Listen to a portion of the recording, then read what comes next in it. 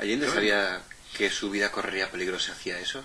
Ah, claro que sí. Sí. Él era plenamente consciente, y a pesar de que era un hombre de gran inteligencia y por tanto de gran sentido del humor, hacía bromas sobre sí mismo, y cuando tú le decías, oiga, sobre todo nosotros que estábamos preocupados Claro, por por seguridad, ¿no? seguridad, claro. Entonces decía, mire, eso no es problema, decía, toque, aquí hay carne de estatua.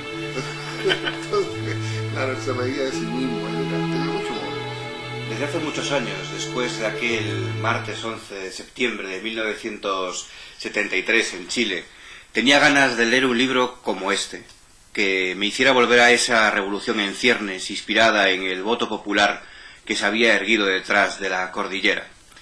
Estas son algunas de las palabras que dedica Gabriel García Márquez al libro de Max Malambio, Las armas de ayer.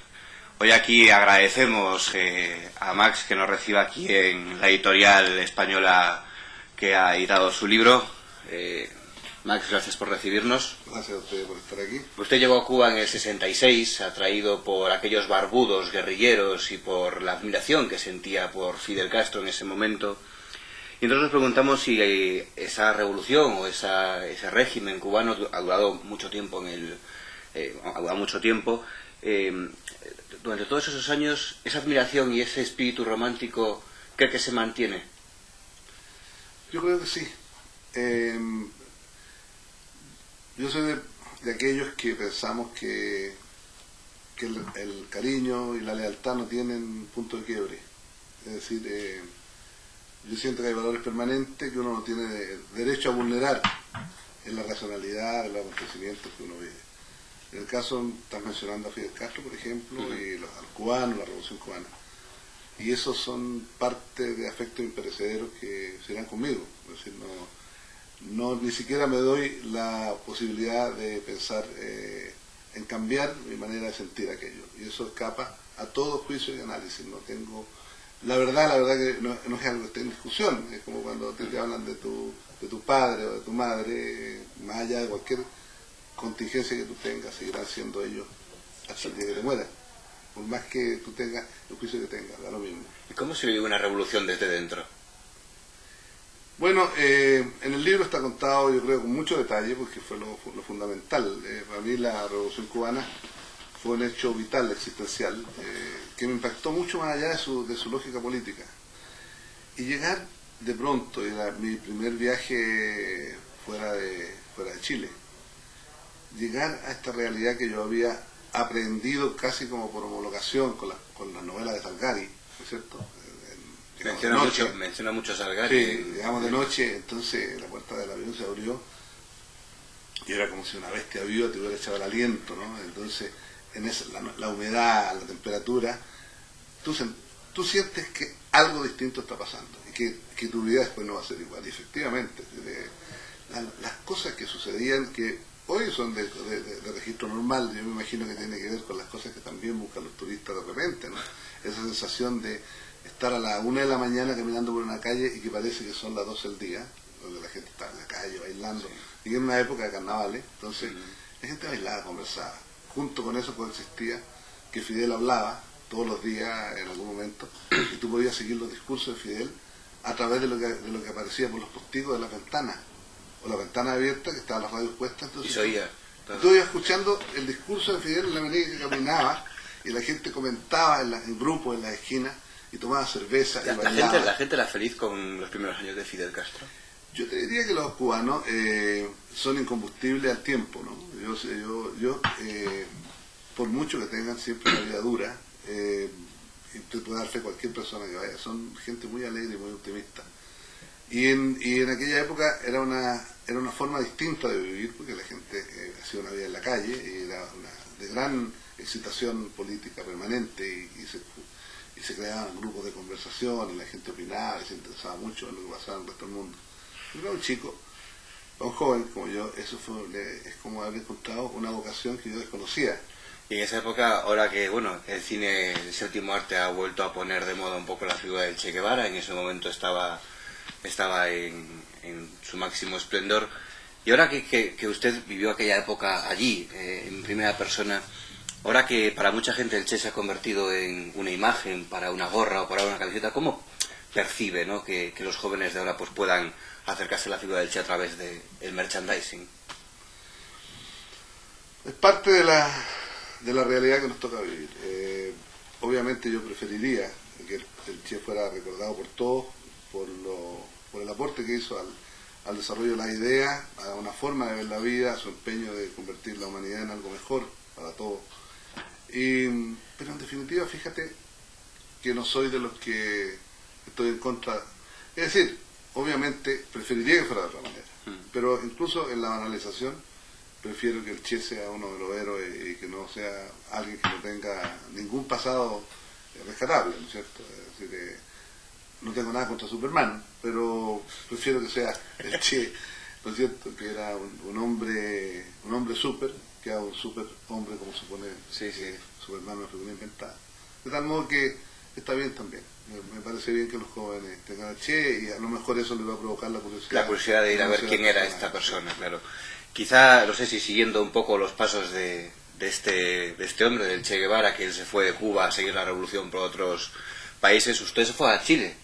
Quizá también por un intento de exportar esa revolución, esa forma de entender el mundo. En realidad mi pretensión fue acompañar al Che. Yo no tenía ni siquiera idea dónde estaba el Che. El Che se había ido hace tiempo y nadie me dijo nunca que yo iba a acompañar al Che, por supuesto. Pero era mi pretensión, y entre medio este sueño se rompió por la muerte del Che. Claro.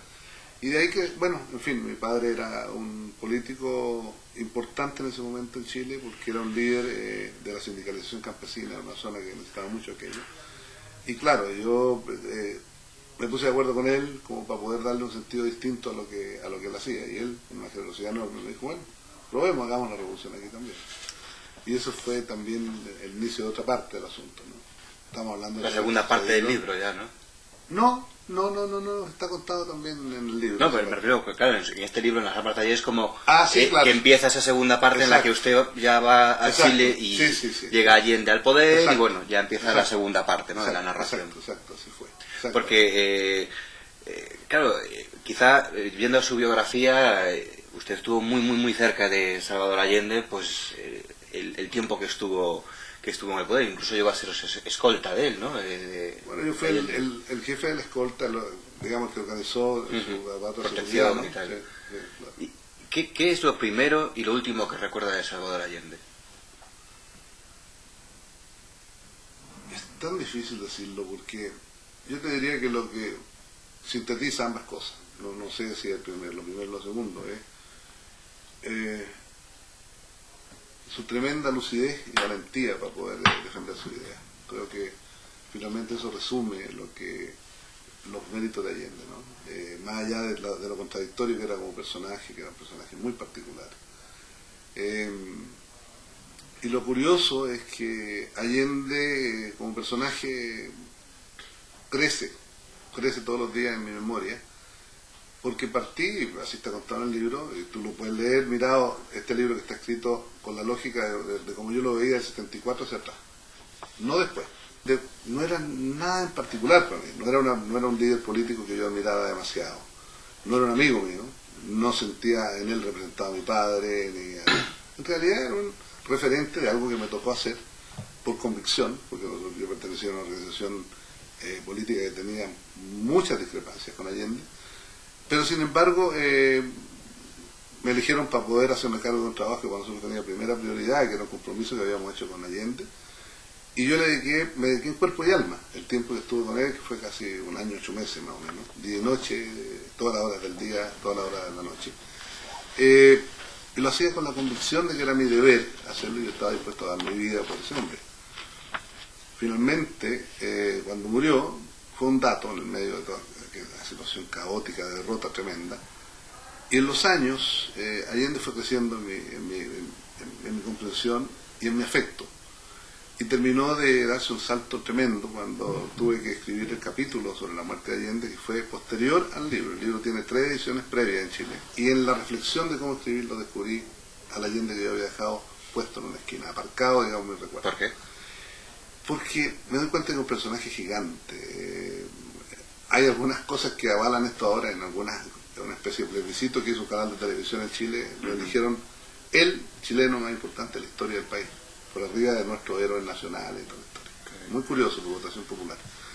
Y yo me doy cuenta que es un hombre que requiere del tiempo para ser comprendido, es un tipo de una grandeza que supera con mucho las distinciones ideológicas y lo que se cree que fue su propuesta. Cuando tú lo escuchas, lo ves, te das cuenta que es un tipo excepcional. Claro, porque de esa época quizá lo poco que sabemos es que el dato que nos llega es, él llegó al poder, nacionaliza por ejemplo el cobre, eso genera la ira tremenda de Nixon en el momento y se desencadena todo lo que ya conocemos con el ataque al Palacio de la Moneda. Entonces a veces, reflexionando sobre esto, uno puede pensar que Chile está en medio de una guerra, es decir, hay analistas que dicen, bueno, igual que Cuba, Chile se convertía en un satélite de la URSS y entonces Estados Unidos para evitarlo, tal, y en medio quedaba este país, que era Chile, que sufrió pues la dictadura. Claro, esos son los efectos del maniqueísmo. De llevar a lo simple. A ¿no? lo simple, ¿no es cierto? Estados Unidos actuó por reflejo, con la lógica de entender este como un país candidato a ser un país comunista, como tú dices, de la órbita. Y lamentablemente ni siquiera, ni en el fondo, ni en la apariencia, ni en la realidad tenía razón Estados Unidos. Por ejemplo, debo decirte, aunque sea políticamente incorrecto decirlo, que la URSS no hizo nada por ayudar a Chile. Nada. O sea, no hubo crédito soviético, no hubo ayuda soviética. Lo único que dieron los soviéticos creo que fueron 2 plantas de construcción de prefabricados, o sea, una ayuda que tú le das a una provincia en cualquier parte, que a una provincia, un barrio. Ellos nunca creyeron en el proceso, nunca tuvieron confianza. Nunca creyeron en Allende. No. Y bueno, Estados Unidos sí creyó de que Allende representaba un peligro, y de alguna manera sí lo habría representado, porque habría cortado el camino de la dictadura en América Latina muchos años.